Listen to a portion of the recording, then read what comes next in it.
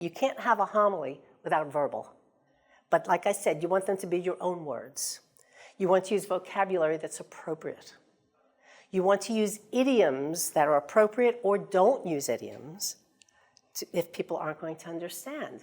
Maybe you're using an expression that's common in India and nobody knows what you're talking about.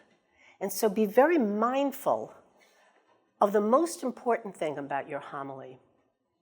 What is the most important thing about your homily? What do you think? What is the most important thing? People should understand. People understand. The most important thing is your audience. Doesn't matter what your message is. If your audience doesn't get it, you weren't successful.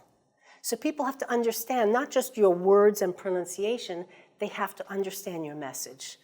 Because we have to tailor our message to the situation and the audience.